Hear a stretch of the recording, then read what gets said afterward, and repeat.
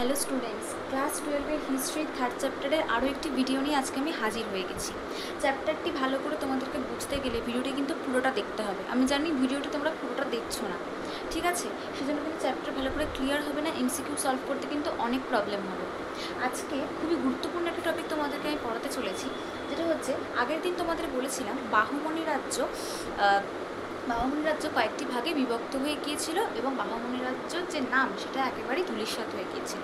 তো আজকে জেনে নেব বাহমনি রাজ্য যে 5টি ভাগে বিভক্ত হয়েছিল, প্রত্যেকটার আলাদা আলাদা নাম এবং প্রত্যেকটার আলাদা আলাদা বংশ পরিচয়, কারা প্রতিষ্ঠা করেছিলেন এবং কতদিন সেই বংশ চলেছিল বাহমনি রাজ্য বিভক্ত হওয়ার পর, সেটা কিন্তু আজকে ভালো করে জেনে নেব। তাহলে চলো শুরু করা যাক। বাহমনি রাজ্যের ধ্বংসস্তূপের ওপর 5টি স্বাধীন মুসলিম রাজ্যের উদ্ভব হয়। অর্থাৎ বাহমনি রাজ্যের যে অভ্যন্তরীণ জটিলতা ছিল, সেই অভ্যন্তরীণ জটিলতাকে কেন্দ্র করে বাহমনি রাজ্যেরই অনেক আমির উজিররা মিলে যে ষড়যন্ত্র করেছিল, তার কারণে কি হয়েছিল, বাহমনি রাজ্য ধ্বংস হয়ে গিয়েছিল। বাহমনি রাজ্যের মধ্যেই পাঁচটি মুসলিম রাজ্যের জন্ম হয়েছিল, ঠিক আছে? আর বাহমনি নামটা সম্পূর্ণভাবে মুছে গিয়েছিল। তো সেই 5টি রাজ্যের নাম কি কি, এটা ভালো করে আমাদের ক্লিয়ার হতে হবে। 5টি রাজ্যের নাম হলো, প্রথমত বেরার, বিজাপুর, আহম্মদনগর, গোলকুন্ডা, বিদর। বেরার, বিজাপুর, আহম্মদনগর, গোলকুন্ডা, বিদর, ঠিক আছে? দেখো, তিনটে কিন্তু ব দিয়েই আছে, বেরার, বিজাপুর, আহম্মদনগর আর গোলকুন্ডা হয়ে গেল। প্রথমে আছে বেরার যে রাজ্যটার উদ্ভব হয়েছিল, সেই বেরার রাজ্যটা এমনি তো উদ্ভব হয়নি, কেউ না কেউ তো সেটা প্রতিষ্ঠা করেছিল।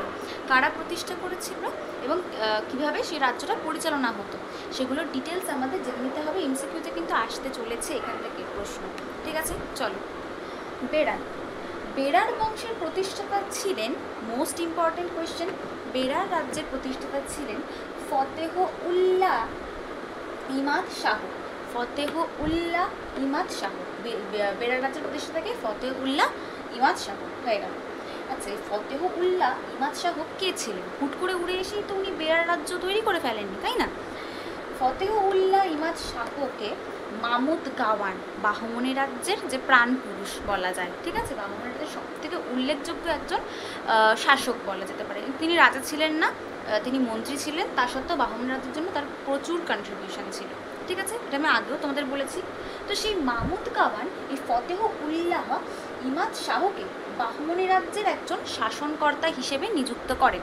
অর্থাৎ ওই যে বলেছিলাম, আমির বা উজিররা বাহমনি রাজ্যের মধ্যে কি করেছিল, ষড়যন্ত্র সৃষ্টি করেছিল সুলতানের বিরুদ্ধে, এবং তারা সবাই মিলে যুদ্ধ ঘোষণা করে সুলতানের বিরুদ্ধে এই 5টি রাজ্যের জন্ম দিয়েছিল।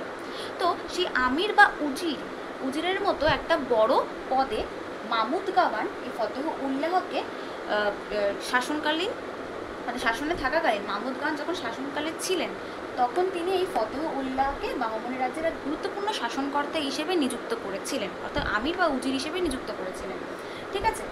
তো তারপরে কি হয়েছিল, 1484 খ্রিস্টাব্দে, ভালো করে দেখে নাও, 1484 খ্রিস্টাব্দে বাহমনি রাজ্যের দুর্বলতার সুযোগ নিয়ে এই ফতেহ উল্লাহ ইমাদ শাহ বেরার প্রতিষ্ঠা করেন, ঠিক আছে? ওই যে বললাম, বারবার আমি একই কথা বলছি, তোমরা বুঝতেও পারছো। 1484 খ্রিস্টাব্দে বাহমনি রাজ্যের দুর্বলতার সুযোগ নিয়ে রাজাকে সরিয়ে দিয়ে সেখানে বেরার প্রতিষ্ঠা করলো কে? ফতেহ উল্লাহ ইমাদ শাহ হয়ে গেল। এবার হচ্ছে 1504 খ্রিস্টাব্দে একজন ব্যক্তি, অর্থাৎ 1504 খ্রিস্টাব্দ নাগাদ কী হয়েছিল, ফতেহ উল্লাহ ইমাদ শাহ মারা গিয়েছিলেন, ঠিক আছে? 1484 থেকে 1504 বলেছে, তো ওই সময়টা হয়তো উনি মারা গেছিলেন। তখন এই একজন ব্যক্তি, মানে একজন ওখানকার কোনো ব্যক্তি ইমাদ শাহ উপাধি নিয়ে এই বেরারে রাজত্ব করতেন। ইমাদ শাহ কিন্তু এই ফতেহ উল্লাহ ইমাদ শাহর কেউ হন না, উনি হয়তো ওখানকারই কোনো ক্ষমতাশালী ব্যক্তি ছিলেন। তাই ইনি মারা যাওয়ার পরে ইমাদ শাহ হঠাৎ করেই সিংহাসনে বসেছিলেন, এবং ইমাদ শাহ কিন্তু খুব একটা অত্যাচারী রাজা ছিলেন না। তার সময় কিন্তু বেরার রাজ্যের যথেষ্ট শান্তি শৃঙ্খলা বজায় ছিল, ঠিক আছে? ইমাদ শাহ কিন্তু আসলে ফতেহ উল্লাহ ইমাদ শাহের কেউ হন না, ভালো করে খেয়াল রাখবে। উনি একজন ব্যক্তি ছিলেন, কোনো প্রভাবশালী ব্যক্তি হবেন বেরার রাজ্যের। ইনি মারা যাওয়ার পরে ইমাদ শাহ 1504 খ্রিস্টাব্দ নাগাদ সিংহাসন দখল করলেন বেরারে, ঠিক আছে, ভালো করে খেয়াল রাখবে।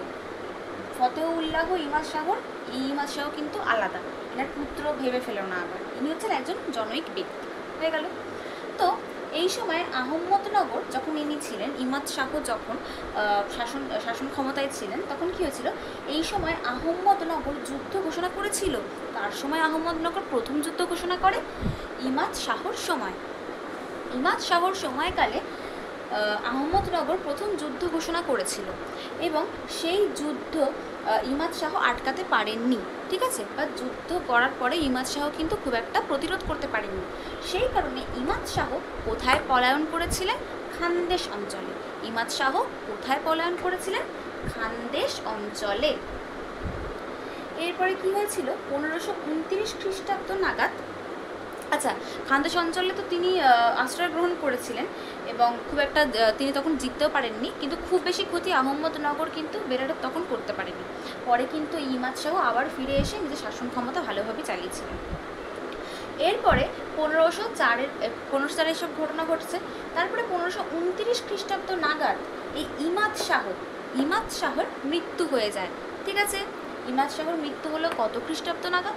1529 খ্রিস্টাব্দ, 1529। ঠিক আছে, তখন মৃত্যু হলে ইমাদ শাহর পুত্র দারোয়া খান সিংহাসনে বসেন। 1529 খ্রিস্টাব্দে কার মৃত্যু হয়েছে? ইমাদ শাহ। তার পুত্রের নাম কি? দারোয়া খান সিংহাসনে বসলেন। এনার সময়ও বেরার রাজ্যে খুব যে আক্রমণ হয়েছে বা শান্তি শৃঙ্খলা নষ্ট হয়েছে সেরকম কোনো ব্যাপার ছিল না। দারোয়া খান কিন্তু মানে মোটামুটি ভালোই শাসন কার্য চালিয়েছে। এরপর দারোয়া খানের মৃত্যু কবে হলো? 1562 খ্রিস্টাব্দে।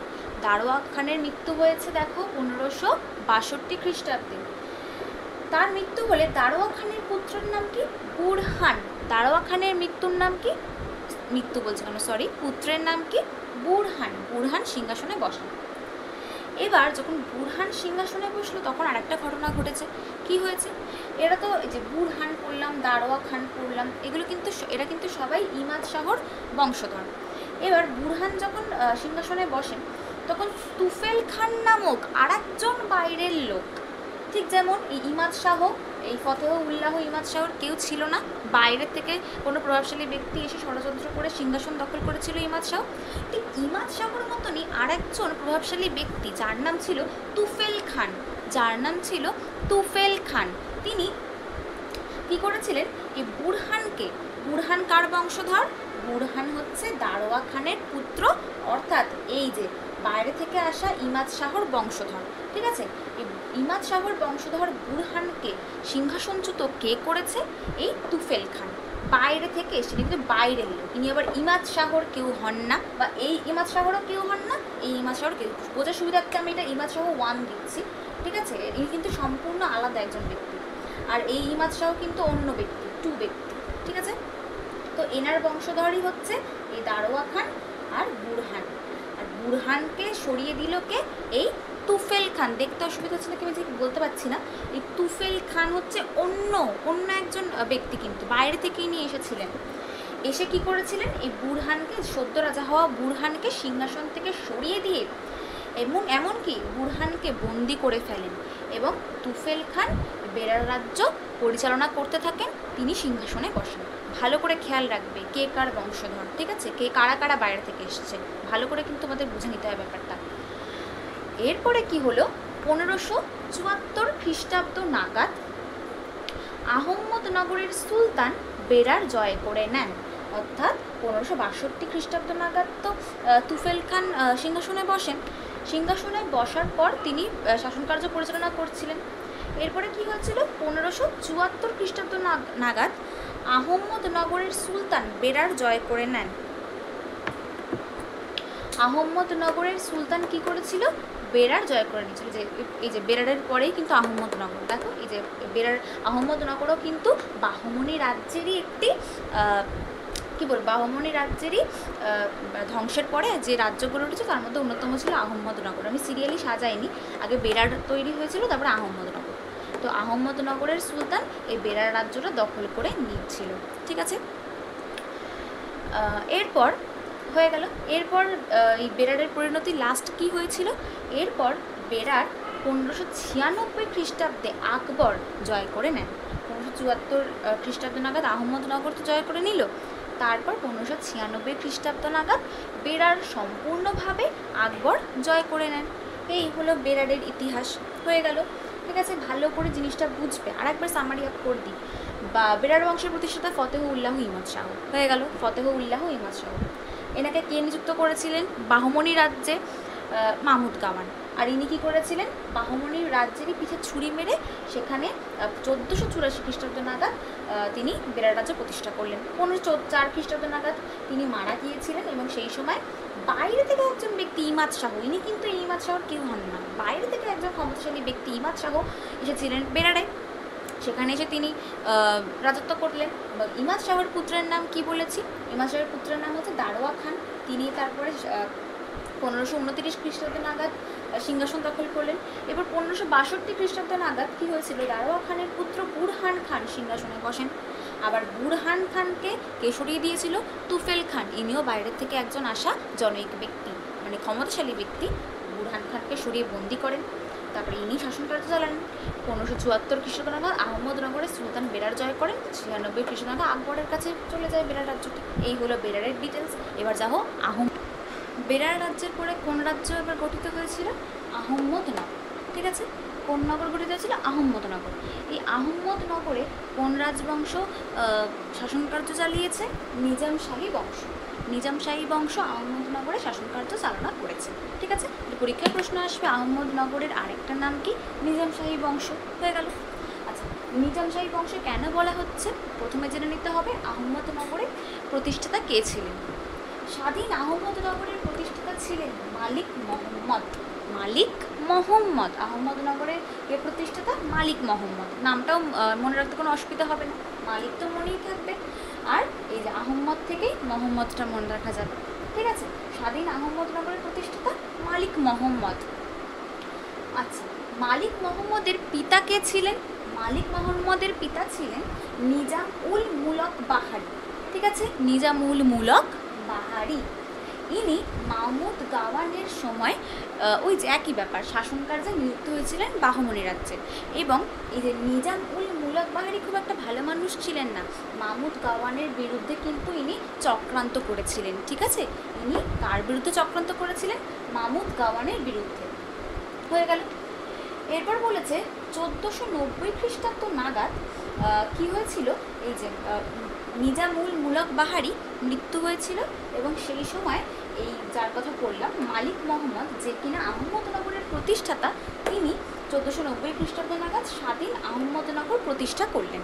কত খ্রিস্টাব্দ নাগাদ? 1490 খ্রিস্টাব্দ নাগাদ। ঠিক আছে, এবং এই প্রতিষ্ঠা করলেন এবং তিনি নিজের একটা উপাধি নিয়েছিলেন। তখন তিনি সেই সময় নিজের একটা উপাধি নিয়েছিলেন। সেই উপাধিটার নাম কি? নিজাম শাহ উপাধি। সেই সময় তার নেওয়া উপাধির নাম ছিল নিজাম শাহ উপাধি। এরপর 1508 খ্রিস্টাব্দ নাগাদ এই যে নিজাম শাহ উপাধি ধারণকারী যিনি মালিক মোহাম্মদ, তার মৃত্যু হয়ে গেছিল। আচ্ছা, আরেকটা কথা বলবি, নিজাম শাহ উপাধি নিয়েছিল বলেই এই বংশটার নাম হচ্ছে নিজাম শাহী বংশ। এই বংশটার নাম কি হচ্ছে? নিজাম শাহী বংশ। এরপর মালিক মোহাম্মদ 1508 খ্রিস্টাব্দ নাগাদ মৃত্যু হয়। ঠিক আছে, এরপর বুরহান ইনিজাম শাহ সিংহাসনে বসেন। বুরহানি নিজাম যিনি কিনা এই মালিক মোহাম্মদের পুত্র ছিলেন, 1508 খ্রিস্টাব্দ নাগাদ তিনি সিংহাসনে বসেন। এরপর কী হয়েছিল? বুরহানি নিজামের মৃত্যু হলে হোসেন নিজাম শাহ সিংহাসনে বসেন। অর্থাৎ বুরহানি নিজামের পুত্রের নাম কি? হোসেন নিজাম শাহ। ঠিক আছে, হোসেন নিজাম শাহ আবার বিজয়নগরের বিরুদ্ধে যুদ্ধে যোগ দিয়েছিলেন এবং সেই যে পড়িয়েছিলাম তালিকোটার যুদ্ধ, সেখানেও কিন্তু অংশগ্রহণ করেছিলেন। ঠিক আছে, হোসেন নিজাম শাহ তালিকোটার যুদ্ধে অংশগ্রহণ করেছিলেন। পরীক্ষায় প্রশ্ন আসবে নিজাম শাহ বংশের কে তালিকোটার যুদ্ধে অংশগ্রহণ করেছিলেন? চোখ বন্ধ করে কি লিখে দিতে হবে? নিজাম শাহ, হোসেন নিজাম শাহ। ঠিক আছে, তাহলে আরেকবার সামারি করে দিই। একটা হচ্ছে কে প্রতিষ্ঠা করেছেন? মালিক মোহাম্মদ। মালিক মোহাম্মদের পিতার নাম কি? উল মুলক বাহারি। ঠিক আছে, এই উল মুলক বাহারির মৃত্যুর পর 1490 খ্রিস্টাব্দ নাগাদ আহমদনগর প্রতিষ্ঠা হলো এবং সেই সময় মালিক মোহাম্মদের উপাধি হলো নিজাম শাহ। সেখান থেকে এই বংশটার নাম হলো নিজামশাহী বংশ। 1508 খ্রিস্টাব্দ নাগাদ কার মৃত্যু হলো? নিজাম শাহ, অর্থাৎ এই যে মালিক মোহাম্মদের মৃত্যু হলো। তার পুত্রের নাম কি? বুরহানি নিজাম। বুরহানি নিজামের পুত্রের নাম কি ছিল? হোসেন নিজাম শাহ। বুরহানি নিজামের পুত্রের নাম হোসেন নিজাম শাহ সিংহাসনে বসেন এবং বিজয়নগরের বিরুদ্ধে হোসেন নিজাম শাহ তালিকোটার যুদ্ধে অংশগ্রহণ করেছিল। আর এর পরবর্তীকালে আহম্মদনগরের অবস্থা কী হয়ে গেছিলো? এর পরবর্তীকালে আহম্মদনগর আকবর আর জাহাঙ্গীর আহম্মদনগর দখল করে নেন এবং মুঘল সাম্রাজ্যের অন্তর্ভুক্ত হয়ে যায় আহম্মদনগরটা। ঠিক আছে, বোঝা গেল? তাহলে আহম্মদনগর আর বেরার ক্লিয়ার। এবার জানবো, এরপর হচ্ছে গোলকুন্ডার সম্পর্কে জেনে নেব। আচ্ছা, গোলকুন্ডার বংশের নাম কি? গোলকুন্ডার বংশের নাম হচ্ছে কুতুবশাহী বংশ। কুতুবশাহী বংশ কেন হয়েছিল? বরঙ্গল রাজ্যটা কোথায় ছিল? বরঙ্গল রাজ্যটা ছিল বাহুমনি রাজ্যে। ঠিক আছে, তো বাহুমনি রাজ্যে বাহুমনি যে দেশটা, সেখানে ছিল বরঙ্গল বলে একটি ছোট রাজ্য। তো এবার কী হয়েছিল? তারপরে যখন এই আমলা মন্ত্রী উজিরদের আক্রমণে বাহুমনি যখন ধ্বংস হয়ে গিয়েছিল, তখন এই বরঙ্গল রাজ্যটাও ধ্বংস হয়ে গিয়েছিল। কারণ বরঙ্গলটা তো বাহুমনির মধ্যেই, তাই না? তো বরঙ্গল রাজ্যটা ধ্বংস হয়ে গিয়েছিল। বরঙ্গল রাজ্যের ধ্বংসস্তূপের উপরই গড়ে উঠেছিল এই গোলকুন্ডা রাজ্য। ঠিক আছে, সিম্পল। বরঙ্গল রাজ্যটা যখন ধ্বংস হয়ে গেছিলো, সেখানেই গড়ে উঠল গোলকুন্ডা রাজ্য। গোলকুন্ডা রাজ্যের প্রতিষ্ঠাতা কে ছিলেন? কুতুব শাহ। ঠিক আছে, কুতুব শাহ থেকেই এই কুতুবশাহী বংশ তৈরি হয়েছে। বোঝা গেল? এবার কুতুব শাহ আসলে কে ছিলেন? কুতুব শাহকে মাহমুদ গাওয়ান তেলেঙ্গানার শাসন কার্যে নিযুক্ত করেছিলেন। ঠিক আছে, কোনো না কোনোভাবে যারাই দেখছো এই 5টা রাজ্যের মধ্যে, 5টা রাজ্যের প্রতিষ্ঠাতা সকলেই কিন্তু আসলে বাহুমনি রাজ্যেরই কোনো না কোনো শাসনকর্তাই ছিলেন, প্রাদেশিক শাসনকর্তা ছিলেন। ঠিক আছে, তারাই কিন্তু আসলে বিদ্রোহটা করেছিল। এটা বারবার বলেছি তোমাদের, আর বলছি না। ঠিক আছে, তাহলে কি হলো? মাহমুদ গাওয়ান তেলেঙ্গানার শাসন কার্যে নিযুক্ত করেছিলেন তাকে? কুতুব শাহকে। এবং কুতুব শাহ মাহমুদ গাওয়ানের বিরুদ্ধে চক্রান্ত করে 1518 খ্রিস্টাব্দে গোলকুন্ডা রাজ্যকে স্বাধীন হিসেবে ঘোষণা করেছিলেন। 1518 খ্রিস্টাব্দে কে ঘোষণা করলেন? কুতুব শাহ গোলকুন্ডা রাজ্যকে স্বাধীন হিসেবে ঘোষণা করলেন। এরপর কে এসেছিলেন? এরপর হচ্ছে মাহমুদ শাহর পুত্র কে ছিলেন? জামশিদ। মাহমুদ শাহর পুত্র ছিলেন হচ্ছে জামশিদ। এবং জামশিদের সময়কালে খুব একটা বেশি কিছু সেরকম হয়নি, এবং জামশিদ তার পিতার মতো, অর্থাৎ কুতুব শাহর মতো খুব পরাক্রমশালী বীর যোদ্ধা ছিলেন না। মোটামুটি ছিল সেই সময়, মোটামুটি তিনি শাসন করেছিলেন। ঠিক আছে, এবার জামশিদের পরে জামশিদের ভাই ইব্রাহিম কুলি 1550 খ্রিস্টাব্দে সিংহাসন দখল করেন। জামশিদের পরে কে সিংহাসন দখল করল গোলকুন্ডার? ইব্রাহিম কুলি 1550 খ্রিস্টাব্দে সিংহাসন দখল করেন। এরপরে কে দখল করলো সিংহাসন? সুলতান মুহাম্মদ। ঠিক আছে, এরপরে ইব্রাহিম কুলির পরে কে এলো? সুলতান মুহাম্মদ। এরপরে সুলতান মুহাম্মদের পরে কে এলো? আব্দুল হক।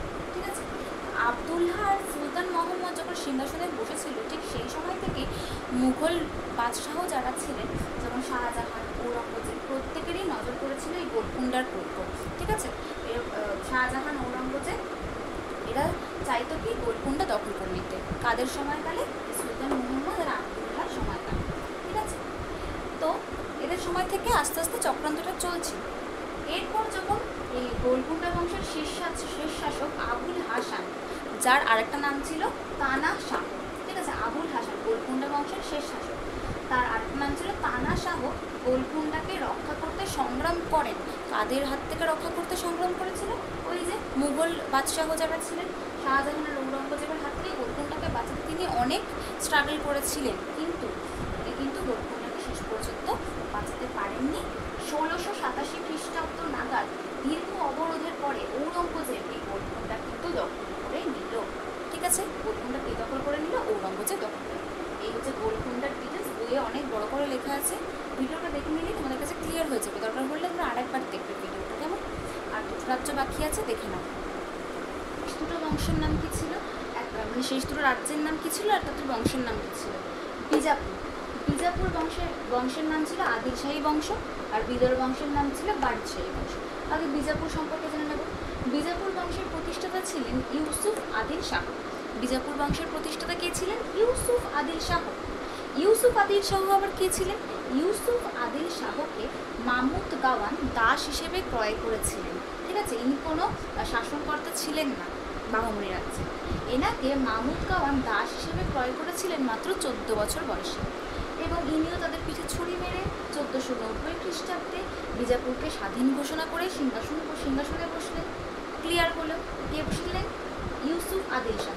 ইউসুফ আদিল শাহর মৃত্যুর পর তার ছেলের নাম কি, তার নামের সাথে মিল রেখে আদিল শাহ, ঠিক আছে, সিংহাসন দখল করলেন।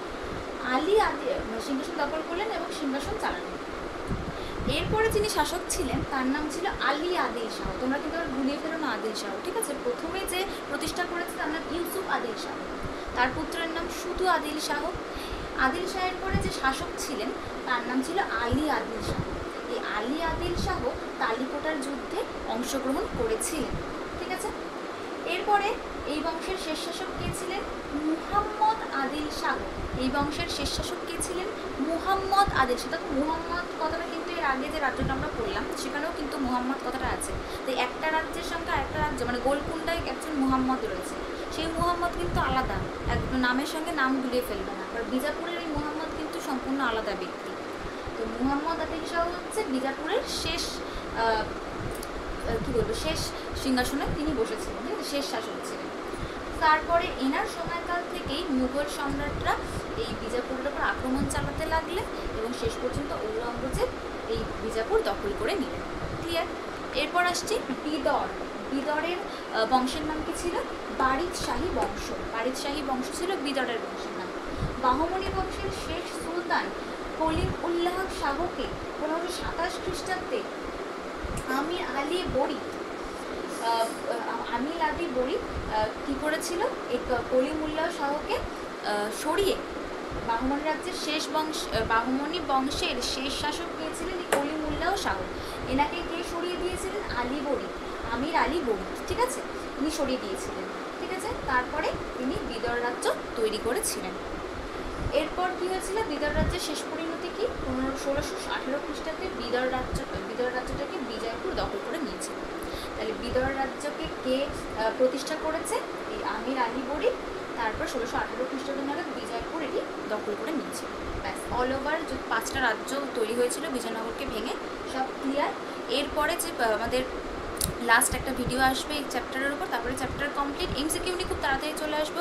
প্লিজ চ্যানেলটি তোমরা সাবস্ক্রাইব করে দাও। আর খুব কষ্ট করে গরমের মতো বানাতে হচ্ছে, প্লিজ তোমরা একটু সাবস্ক্রাইব করে দাও। কেউ তো সাবস্ক্রাইব খুব একটা করছো না, লাইক করে দিও, কমেন্ট করে দিও। আস্তে আস্তে ভিডিও কোয়ালিটি আরও ভালো হবে, আমি কথা দিচ্ছি, আরও ভালো করে তোমাদেরকে